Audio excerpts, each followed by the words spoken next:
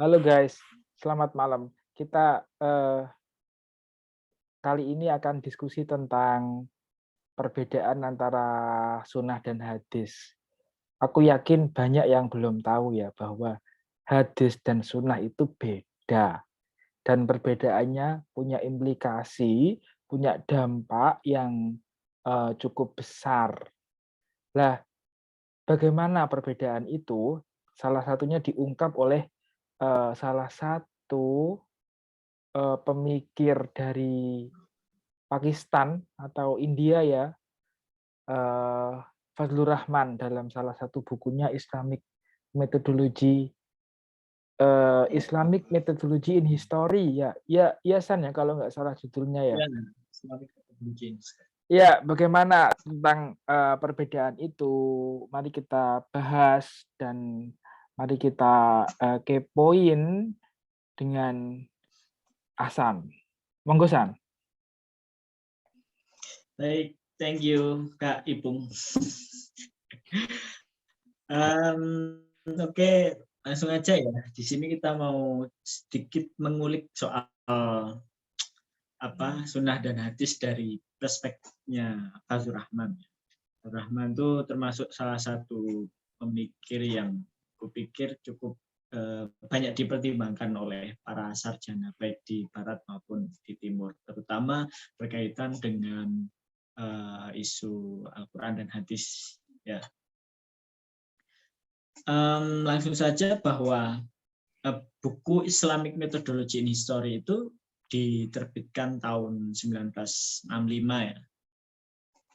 Oh, Cukup berarti lama. udah cukup lama ya? Sedangkan kita tahu, jaringan Islam liberal itu baru, rame di Indonesia pada tahun 2000-an. Ada rentan berapa dekade, 3 dekade lebih ya. Telat sekali sebenarnya ya Mas Ahsan ini ya. Saya yang telat ya. Iya. Kita semua. Ya, ya kalau bahas soal hal-hal yang kan isunya orang jil itu kan bagaimana menyegarkan bahasanya. Siapa ulil absar itu menyegarkan kembali pemikiran Islam, bagaimana tradisi Islam yang mungkin dipandang nggak kontekstual atau nggak bisa menjawab tantangan zaman itu kemudian diolah kembali, bagaimana disesuaikan, dan itu sebenarnya sudah dilakukan oleh pemikir seperti Fazlur Rahman itu. Cuman untuk konteks Indonesia ya baru-baru aja. Dan sebenarnya buku ini juga sudah lama diterjemahkan dalam bahasa Indonesia ya, mungkin tahun 90-an itu. Itu buku yang kupikir lebih luar biasa ya ketimbang gagasan-gagasan yang sering dipromosikan oleh Jil itu. Nah, cuman mungkin dalam tanda kutip nggak banyak orang yang membaca. Jadi hal-hal yang diungkap yang sebenarnya mungkin akan membuat banyak orang marah itu ternyata nggak mendapat respon yang se-booming itu. Iya, berarti alhamdulillah lah ya, nggak chaos ya. Penting nggak dibaca Nggak aja. chaos. Oke, gimana ini? Ada apa dengan sunnah? Bagaimana evolusi sunnah ini? Kita Nah bisa mulai dari Golzihir mungkin ya, San. Kan oh ya, Rahman kan dengar-dengar terpengaruh Golzihir sama Joseph Sah ya. Gimana itu? ya, ya terkait isu sunnah dan hadis ini, Rahman sebenarnya berusaha untuk merespon klaim-klaim atau tesis yang diungkap oleh sebagian sarjana barat ya, terutama itu Golzihir dan Joseph Sah. Jadi Golzihir itu kan termasuk sarjana yang cukup intens ya mengkaji soal Islam ya. Nah, dalam konteks hadis itu Golzihir itu punya tesis bahwa sebenarnya hadis itu bukan berasal dari Nabi, tetapi itu adalah produk dari generasi setelah Nabi. Cuman Golzihir masih menyebut bahwa sebagian hadis memang bisa dikatakan bersumber dari Nabi, cuman nggak terlalu banyak. Nah, yang lebih ekstrim lagi adalah Joseph Sah dalam bukunya The Origin of Muhammad Jurisprudence itu sah dengan menggunakan beberapa teori, common link lah, terus bukan projecting, apa itu, Eselimpio, Ya, itu mereka pokoknya itu ya. itu sah itu jelas kalau itu dia sama sekali menolak hadis itu bersumber dari Nabi, bahwa yang diyakini sebagai sumber dari Nabi oleh masyarakat Muslim saat ini itu ya nggak berasal dari Nabi. Nah, posisi Fazlur Rahman di sini itu adalah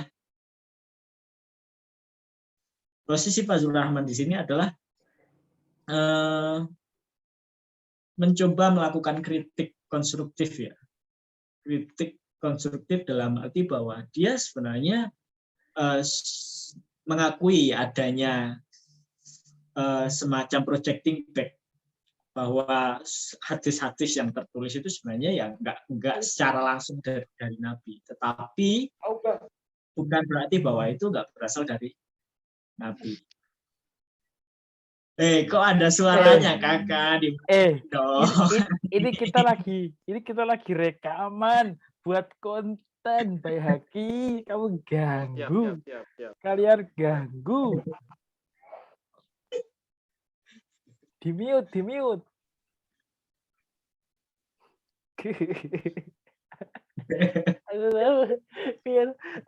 Apa tadi YouTuber godaannya wakeh.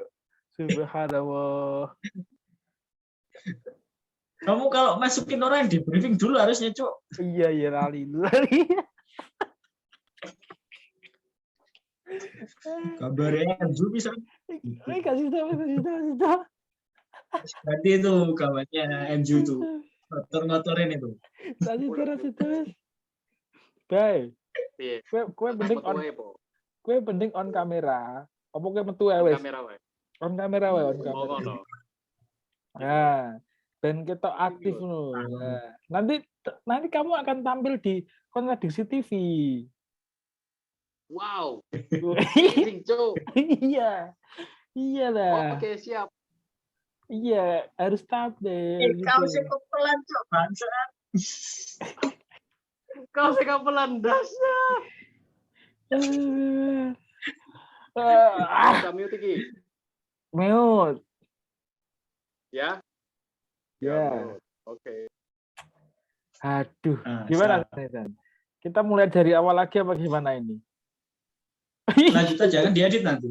Oke, sing edit bingung kalau. Oke. Gagal total ini. Oke. Kita kembali ke Golziar. Nah, jadi kalau Golziar itu masih mengakui sebagian hadis bersumber dari Nabi, tapi kalau Yosef Sah itu sama sekali menolak dengan beberapa teori yang ia gunakan, misalnya common link itu.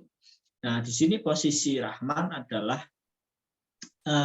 di tengah-tengahnya, dalam arti bahwa dia mengakui ada semacam proyeksi dari para penulis hadis ini. Jadi hadis itu diproyeksikan kepada Nabi, tetapi dia menolak klaim bahwa hadis itu nggak bersumber dari Nabi. Nah, gimana penjelasannya? Berikut kita ulas ya. Oke, ya bagaimana itu? Apakah memang Rahman ini percaya bahwa hadis adalah dari Nabi, atau hadis ini adalah imajinasi ulama setelah Nabi? Nah, itu bagaimana, yuk? Monggo. Nah, pertama-tama Rahman memberikan definisi terlebih dahulu. Apa yang dimaksud sebagai sunnah itu ya. Jadi sunnah kan secara bahasa bisa dimaknai sebagai kebiasaan. Nah, cuman di sini Rahman memberikan penjelasan ya dalam bukunya itu, sunnah itu sebagai sebuah konsep perilaku baik diterapkan untuk aksi fisik maupun mental. Jadi segala macam perilaku, entah itu dari Nabi maupun sahabat atau orang kafir lah, itu termasuk sebagai bagian dari sunnah karena dia adalah konsep mengenai perilaku. Dan secara bahasa tadi itu adalah kebiasaan. Jadi kebiasaan berupa perilaku yang dilakukan oleh orang-orang Arab di masa Nabi itu biasa dikenal sebagai sunnah. Nah, sunnah ini maknanya kayak gitu. Nah, di masa Nabi ini ketika masyarakat Arab waktu itu kan hidup bareng Nabi ya. Nah, mereka kan menjadikan Nabi sebagai seorang teladan ya. Ketika mereka punya problem, punya masalah, mereka kadang curhat ke Nabi, minta solusi, minta jawaban atas permasalahannya. Nah, di masa Nabi itu kan jawabannya biasanya langsung dari Al-Quran. Kalau misalnya Al-Quran tidak memberikan penjelasan yang jelas, itu jawabannya langsung dari Nabi. Nah, masalahnya ketika Nabi wafat, itu siapa yang bakal dijadikan rujukan atau apa? Nah, yang jelas di sini adalah pasti Al-Quran. Cuman tidak semua jawaban itu ada di dalam Al-Quran. Nah, ketika Al-Quran sudah dihafalkan ya waktu itu, atau mungkin sebagian sudah ditulis dalam mushaf. Itu kan nggak semua hal ada di dalam situ karena bahasa kan sifatnya terbatas. Yang fakta bahwa banyak penafsiran itu adalah bahwa semua permasalahan di dunia itu nggak bisa dijawab secara tekstual dalam Al-Quran, tapi melakukan penafsiran.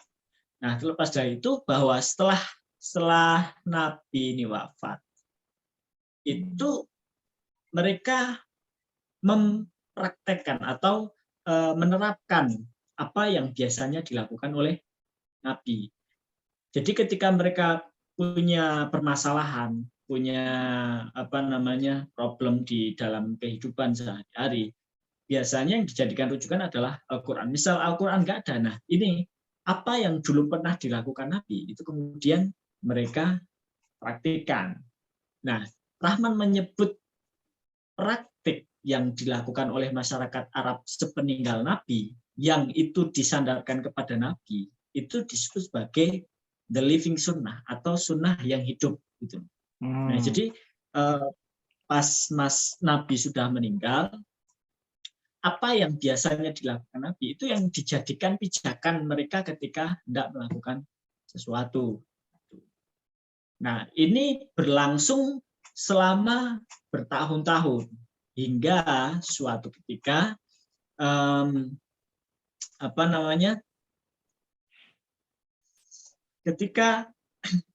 ketika tradisi-tradisi yang atau kebiasaan yang dilakukan Nabi yang kemudian ditiru oleh para sahabat ini menyebar luas. Kan umat Islam kan semakin tersebar ya sepeninggal Nabi itu di masa khalifah itu kan banyak penaklukan. Nah, perbedaan wilayah ini kemudian menimbulkan perbedaan problem. Jadi problem di sini dan di sana kan pasti berbeda. Ya, ini agak abstrak ya. Sebenarnya perlu contoh, cuman karena waktunya singkat tuh, jadi kita kebut aja ya. Nggak apa-apa ya, Kak. Jadi ketika wilayah satu dengan tempat lain itu problem yang dihadapi itu berbeda, nah otomatis jawaban yang ditawarkan juga berbeda. Nah, disinilah lalu para ahli hukum, orang-orang yang biasanya dijadikan rujukan mengenai teladan Nabi. Jadi teladan Nabi itu kan banyak dicontoh oleh para sahabat, para masyarakat. Cuman di sini posisi ahli hukum itu mempunyai hierarki yang cukup tinggi yang dijadikan oleh masyarakat untuk meminta rujukan. Misalnya kalau untuk masa tabi'in ya Imam Malik yang paling awal ya. Dia sebagai tokoh yang terkenal sebagai ahli hukum di Madinah. Nah, makanya ada istilah sunnah ahli Madinah kalau nggak salah. Jadi sunnah Madinah ini menjadi sunnah yang paling otoritatif di kalangan umat Islam waktu itu. Karena itu adalah tempat peninggalnya Nabi dan banyak masyarakat yang sangat dekat tradisinya dengan Nabi. Nah, ketika menghadapi problem semacam itu, misalnya orang yang berada di Irak dan lain sebagainya, mereka merujuknya ke praktik Nabi, praktik para generasi setelah Nabi yang dilakukan oleh orang-orang Madinah ini. Nah, ketika menghadapi semacam itu kadang ada posisi ahli hukum yang nggak mengikuti itu karena konteks problemnya berbeda dengan orang di ahli Madinah ini, sehingga mau nggak mau rujukan untuk setiap problemnya juga berbeda dari situ. Nah, pada posisi ini itu muncullah Imam Syafi'i. Jadi Imam Syafi'i itu punya keresahan ya ketika sunnah itu dipraktekkan dalam tempat yang berbeda-beda, itu dikhawatirkan bahwa yang dipraktekkan itu nggak bersumber dari Nabi, karena di situ muncul semacam ijtihad dari masing-masing tempat. Nah, disinilah ada yang Rahman sebut sebagai hubungan organis dari 3 hal, yaitu sunnah, ijtihad, dan ijma'. Jadi setelah Nabi wafat, itu kan teladan atau praktik yang dilakukan Nabi itu kemudian dipraktekkan, kemudian menjadi living sunnah, sunnah yang hidup, praktek Nabi yang dipraktekkan gitu. Nah, di dalam mempraktekkan ini kan karena tempatnya berbeda-beda, itu muncul ijtihad dari masing-masing tokoh di tempat yang berbeda itu. Nah, setelah ijtihad di tempat itu juga muncul ijma'. Nah, di sini lalu ada ijma' yang kemudian dipakai dalam usul fikih itu kan. Nah, ini ada hubungan organis. Jadi sunnah yang hidup itu kemudian diinterpretasikan oleh masing-masing tempat melalui ijtihad itu. Nah, setelah mereka berijtihad, mereka bersepakat. Nah, ada hubungan sunnah, ijtihad, dan ijma' yang disebut Rahman di sini. Jadi mereka melakukan kontekstualisasi terhadap sunnah Nabi. Nah, masalahnya karena tempat berbeda-beda ini, otomatis penerapannya juga berbeda-beda. Apa standar dari hal ini, gitu loh? Kalau misalnya tadi sebelumnya disebutin bahwa sunnah ahli Madinah, itu praktik ahli Madinah, itu kemudian nggak bisa dijadikan justifikasi kuat karena belum tentu yang di Madinah itu benar-benar dari Nabi.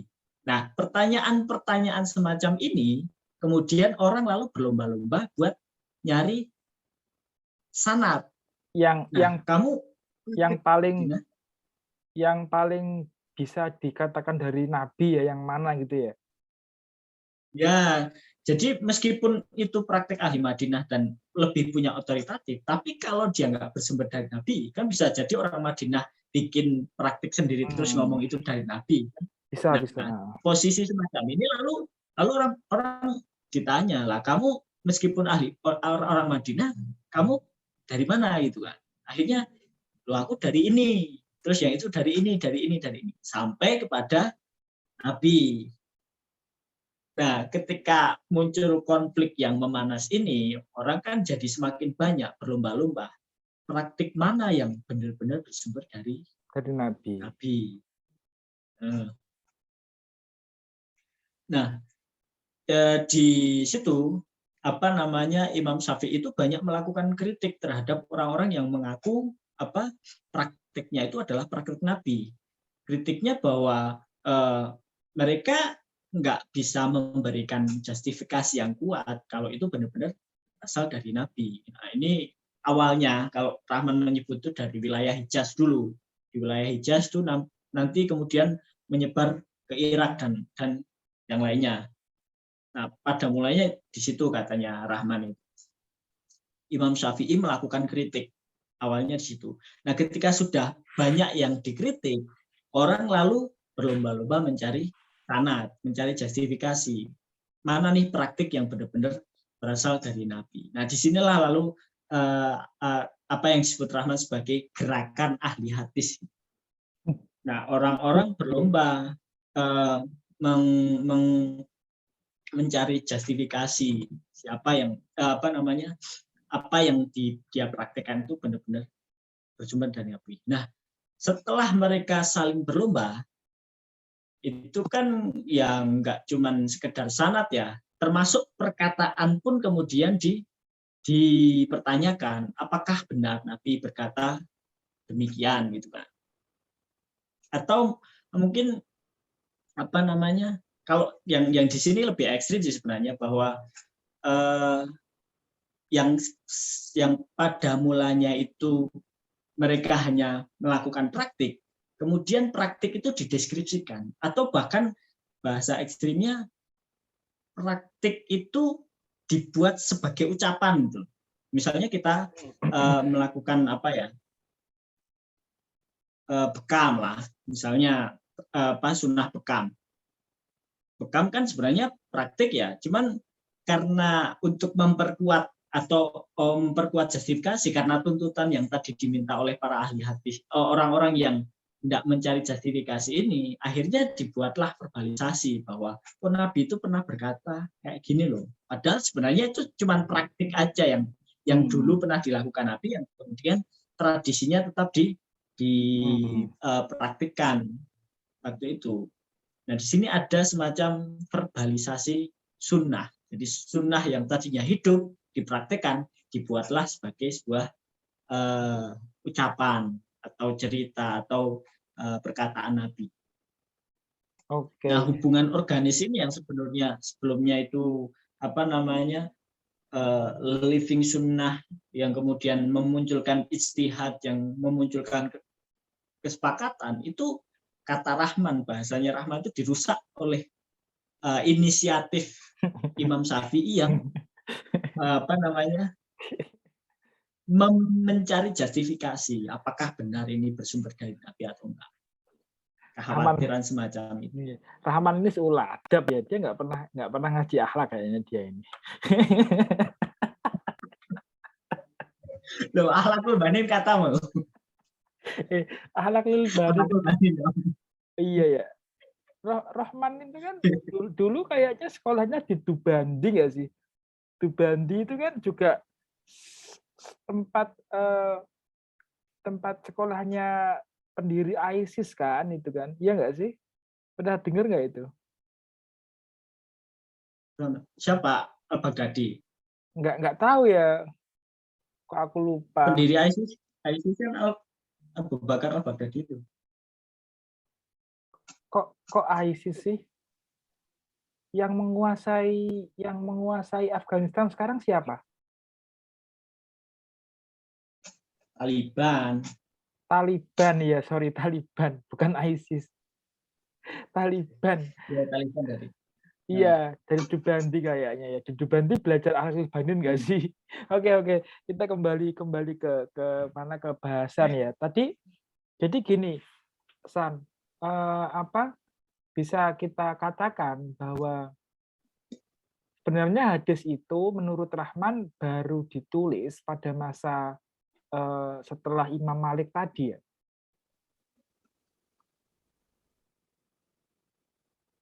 Halo? Halo? Tapi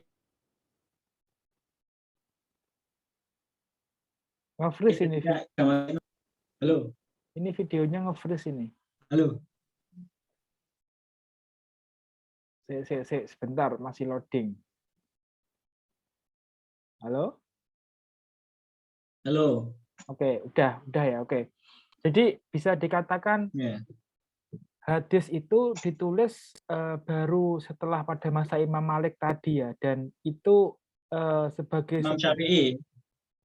Iya, Imam Syafi'i kan setelah Imam Malik kan. Ya, maksudnya Imam Malik itu masih praktik itu. Ya, makanya Al-Muwatta itu bukan bagi kitab hadis, tapi itu kitab hukum ya. Kitab hukum, kitab fikih ya. Ditulis setelah masa Imam Malik kan gitu bahasanya, setelah masa Imam Malik. Ya. Nah, dan itu sebagai sebentuk potret dalam bentuk tulisan terhadap kebiasaan-kebiasaan masyarakat Madinah yang katanya masyarakat Madinah itu adalah yang paling representatif dari sunnah Nabi, gitu ya? Ya. Oke, oke.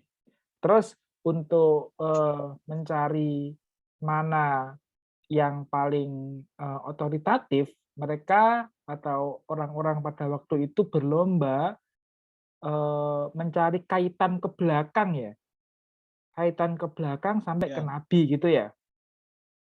Ya, dalam bahasa sahnya itu Joseph Sah itu sebagai projecting back gitu. Iya, oke.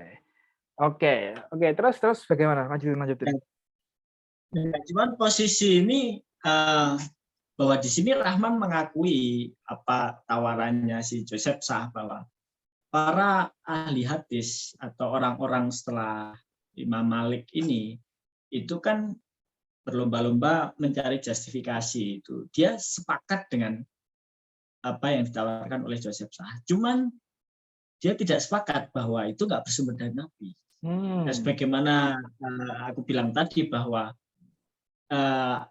apa yang dipraktekkan Nabi itu telah menjadi sunnah yang hidup gitu ya, loh. living sunnah. Sunnah.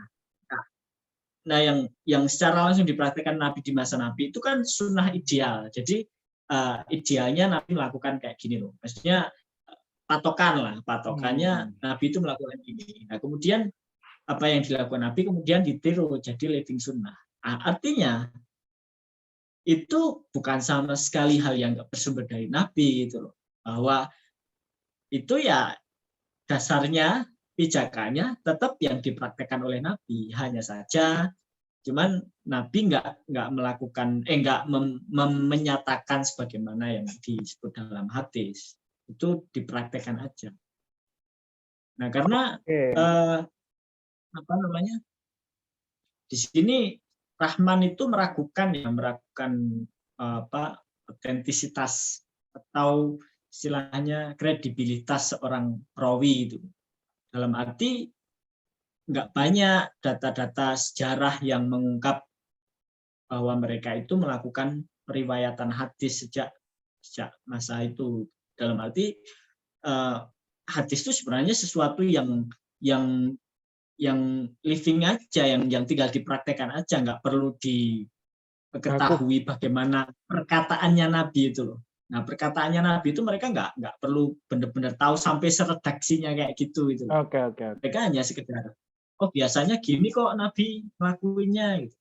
Nah, karena asumsi semacam itu, jadi kan kurang valid. Harus benar-benar, oh perkataan Nabi itu gini loh, biar ada justifikasi kuat.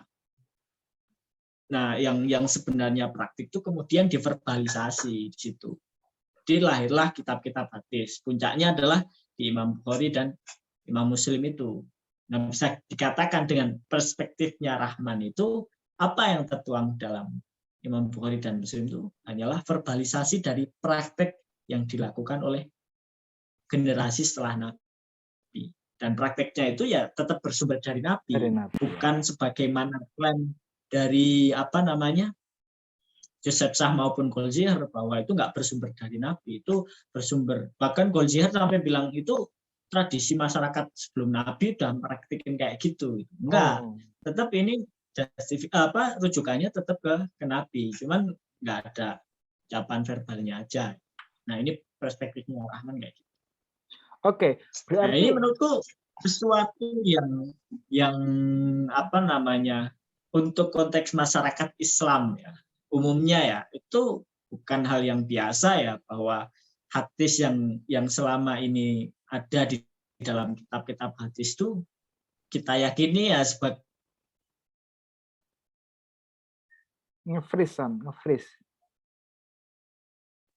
Jaringanmu jelek ya?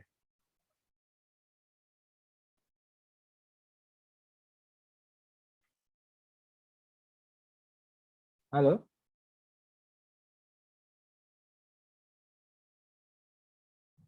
Halo? bahasa. Cuman ya sampai sekarang biasa-biasa aja untuk konteks Indonesia ya. Untuk konteks Indonesia biasa-biasa aja. Jaringanmu jaringanku apa jaringanmu nih yang jelek? Apa jaringan kita berdua jelek? Jaringanmu kayaknya. Oh iya, Tadi jaringanku. ada itu kuning-kuning kayaknya jaringanmu tadi. Aku lihat. Iya, nggak tahu. Jaringanku emang bermasalah itu. Oke, berarti gini San ya, kalau kita menggunakan perspektifnya Rahman tentang sunnah dan hadis, ketika kita memahami hadis hanya berhenti di teksnya saja atau tekstual, itu patut dipermasalahkan ya. Nah, itu poin pentingnya di situ, bahwa kalau kita mempercayai ini ya tawarannya Rahman ini, bahwa kita nggak bisa menerapkan hadis sebagaimana yang tertuang aja. Kita perlu memahami bagaimana konteks itu. Iya. Dan kalau menurutku dengan perspektif ini sebenarnya kitab-kitab fikih yang lahir sebelum hadis itu lebih otoritatif ya ketimbang hadis itu sendiri itu. Karena dia benar-benar lebih aktual yang merekam secara langsung ketika waktu itu. Misalnya Al-Muwatta. Al-Muwatta kan dipandang berada di bawah Bukhari dan Muslim, padahal dia ditulis lebih dulu sebelum Bukhari dan Muslim ya. Dan itu merekam praktik dari orang-orang Madinah itu. Iya, meskipun itu juga masih perdebatan ya tentang Bukhari dan Muslim sendiri ya, tentang mistifikasi Bukhari dan Muslim gitu loh. Itu juga masih perdebatan. Ya. Kenapa ya harus Bukhari Muslim? Kenapa yang lain kok secara politik dikalahkan kayak gitu ya? Oh iya. Mungkin itu kayaknya tesisnya Jonathan Brown gitu. Iya, kita akan bahas lain kali itu ya soal itu. Oh iya. Oke, ini gara-gara Zoom kita masih belum premium, waktu kita tinggal 4 menit, ya kan? Nah ini kesimpulan 2 menit gimana? Kesimpulannya apa? 2 menit aja. Setelah itu kita penutup. Ya kesimpulannya tadi ya, bahwa sebenarnya menurut Rahman itu hadis yang tertuang di dalam kitab-kitab hadis, redaksi hadisnya itu hanyalah verbalisasi yang dalam tanda kutip diciptakan oleh orang-orang setelah Nabi. Tetapi dia juga dari situ dia juga menolak bahwa itu bukan bersumber dari Nabi, itu bersumber dari Nabi. Cuman nggak secara langsung, secara verbal. Poin pentingnya bahwa ketika kita memahami teks yang ada di dalam kitab-kitab hadis itu, kita harus memahami juga bagaimana konteks yang melingkupinya, bagaimana riwayatnya. Inilah pentingnya kajian sanad hadis sebenarnya. Kritik ya, kritik juga ya, kritik sanad, kritik matan ya. Apalagi kita sampai memakai hadis, kemudian hanya berbekal terjemahan, dan kemudian memakai hadis itu untuk memaki-maki orang, untuk penting itu orang ya itu ada yang bermasalah dalam otaknya itu ya. Ya aku lagi terpengaruh neuroscience ini. Iya, nggak relevan ya itu San ya. Mengetahui dinamika munculnya hadis nggak sesimpel yang kita bayangkan. Oke. Kayaknya ngono ae San ya. Ini tinggal 2 menit gitu. lagi. Oke, ya udah. Minggu depan kita diskusi tentang apa ya, ditunggu minggu depan aja, belum terpikirkan. Ya. Oke, terima kasih. Mungkin tadi bisa itu yang Bukhari Muslim bukunya Jonathan Brown. Iya, itu koyone kapan-kapan wae lah. biar kita kayak Quran itu loh, Ya, siap. nggak sistematis, ya kita sporadis kan gitu kan. Kayak Iya. kayak novelnya Carvata. Tergantung sikon ya. Iya, tergantung suasana hati. Oke, terima kasih. Oke, terima kasih. Selamat malam. Sampai jumpa kembali. Ya. Thank you, Kakak. Thank you.